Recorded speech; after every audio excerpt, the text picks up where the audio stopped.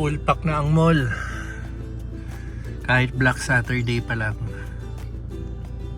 Ayun, nung Thursday and kahapon lang ng Friday yung close yung mall except supermarkets, pero now yung buong mall bukas na. So normal na rin ang Black Saturday and Easter Sunday. Before siguro mga around 2000s, no, kahit Black Saturday I think sarado rin yung mall, ang bukas lang supermarket. Pero syempre nagbabago rin ang panahon. Ngayon umabot na tayo sa puntong ang Black Saturday is just a normal weekend na. So lahat ng tao nasa mall. Yan. And also summer din kasi talagang practical pumunta ng mall dahil nagpapalamig ang mga tao. So tayo, isa tayo doon. Nagpalamig tayo sa mall at nag-workout din tayo. So ayun, balik tayo sa vlog. Those Black Saturday pa lang ngayon, kasama to sa pagpo-post ko ng vlog sa Thursday vlog ko. Kasi break pa rin ako sa pagpo-post ng vlog. Iko-compile ko lang yung mga susunod na araw hanggat makabuo tayo ng isang buong vlog for Thursday. So yun, uwi muna tayo ng bahay, pahinga tayo, nakapag-workout na tayo, and wala rin tayong ready hit go this week dahil break time nga tayo, no, for the Holy Week. So sige po.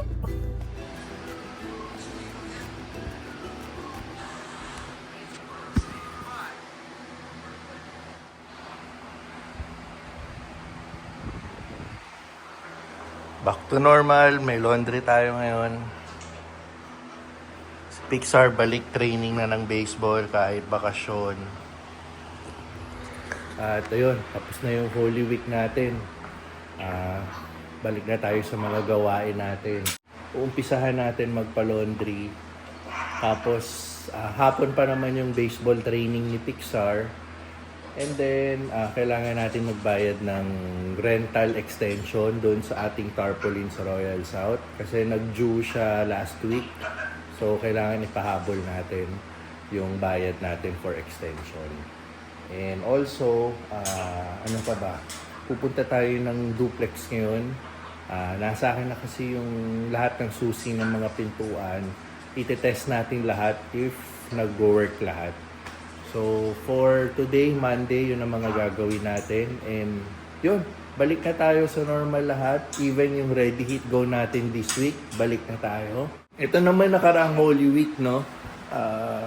Okay naman sa amin, nakapagpahinga kami. Yung goal namin makapag-relax, okay naman. Dito lang kami sa bahay. Ang more na ginawa lang naman namin, nag-workout. And then bahay na. Tapos mainit din kasi yung panahon. So, tsaka hindi rin naman namin ugali talagang makisabay sa crowd. Di ba? Karamihan ng mga crowd nasa Boracay, Palawan, or ano. Dahil ine-enjoy din nila yung bakasyon nila. So, yun. Balik tayo sa ating mga gawain. And yun, yung mga vlogs natin, balik lang sa ganun, no? So, maraming salamat pa rin sa laging pagsuporta sa vlogs natin and sa panonood.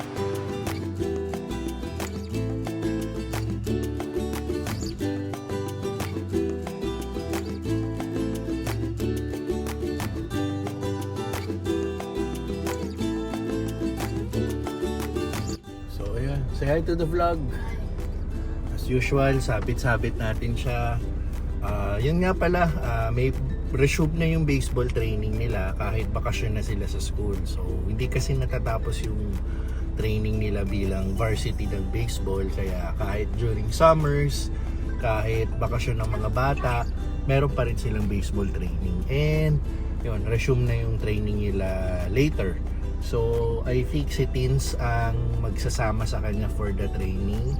Kasi tayo may mga kailangan tayong tapusin. Right now, si Teens nasa gym, kaya sabit-sabit natin siya sa mga gagawin ko this morning. So also gamit ko yung kotse ni Tito Stimson, yung nasa US. Once a week ginagamit ko to para naman umandar, hindi masira, no. Basta pag may mga malapit akong lakad, ito na lang yung ginagamit ko para umandar-andar naman. First lakad natin dito sa China Bank. Dito kasi yung bank account nung village na kung saan nagpaparenta tayo ng ad space. Kailangan natin magbayad ng extension. So, dito tayo maghuhulog ng pera, di-deposit sa account nila, and then papakita natin sa kanila yung deposit slip para official na nakapag-extension tayo for the ads rental dun sa may basketball court nila.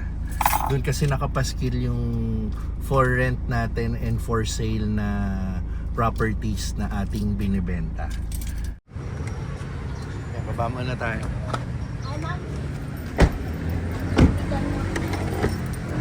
Mabilis lang to. Deposit lang tayo. Morning, sir. Morning. Ay, sige. Pila pala tayo. Morning. Morning. Send ito. Deposit. Di-deposit? Oo. Sige, use it muna rito, I think.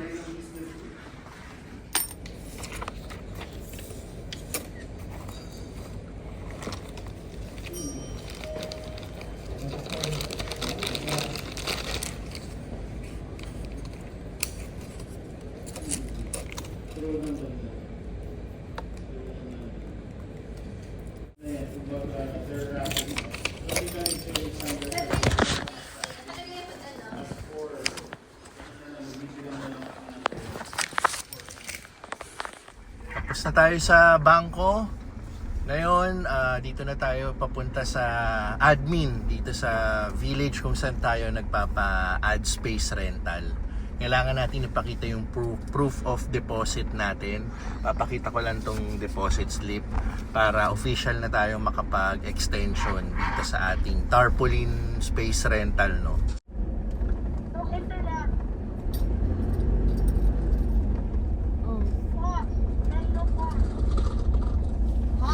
So dito lang yung clubhouse nila, yan.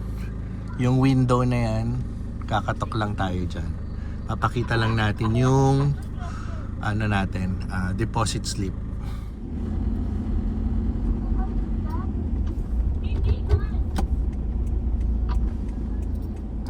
So dito yung ad space na nirerenta natin, yan. May nakalagay na for sale and for rent, yan. Dito lang sa tricycle station, yan.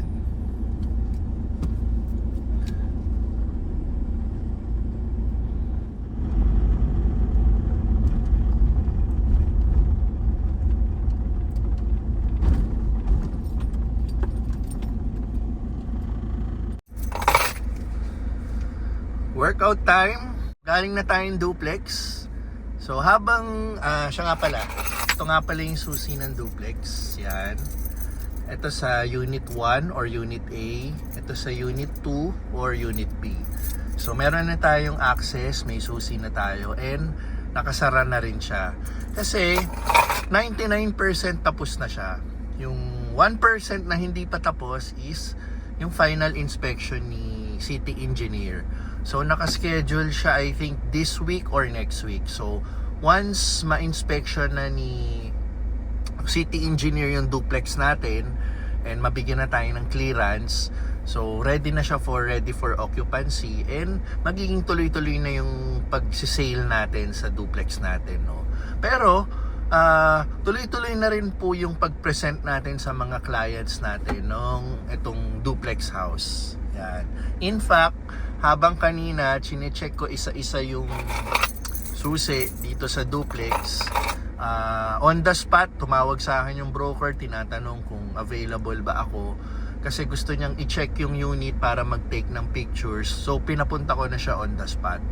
Actually, sinisimulan ko ng i-vlog kanina na chine-check ko isa-isa yung susi, and then tumawag siya. So naputol yung pagva-vlog ko. And then, nawala na sa isip ko, bina-vlog ko siya. Kasi isang phone lang yung ginagamit ko for vlogging. And ito. Bina-vlog ko ngayon, gamit ko yung phone ko. And sometimes yung mga tawag ng mga clients. Meron pa kasi ako isang phone. So, kung ba ito? Ano rin to, business phone din to. Pero, nilagay ko na kasi yung both numbers ko doon sa tarpaulin. So, doon siya tumawag. Dito sa vlogging phone natin. So yung tumawag siya, nawala na sa isip ko pagkababa ng phone, nawala na sa isip ko na vlog ko nga pala yung ano, no. So naisip ko, sige, gagawin ko na lang sa ibang vlog yung yung pag-check natin ng susi. Though, okay naman, working naman lahat. Siguro, ang ipapakita na lang natin yung finished product ni Duplex sa next vlog natin. Yan. So, ngayon, workout na muna tayo. Yung laundry pala, hindi ko na rin muna itinuloy. May onting space pa, sayang naman. I think yung mga clothes namin for today, may hahabol pa namin for laundry. So, gagawin ko na lang yun bukas. So, ayun, balik vlog na tayo. Maraming salamat sa, sa pagsubaybay pa rin sa vlog namin kahit nag 1 week off tayo. And yun, tuloy-tuloy na ulit yung mga vlogs natin every other day. Si Pixar pala, dinrap ko na sa bahay kasi nandun na si Teens, kaya tayo, solo na tayo ngayon makakapag-workout. So, si Teens tapos na mag-workout, sabay na sila magla-lunch sa bahay, and then, after 2 hours, ihahatid na ni Teens si Pixar sa baseball training.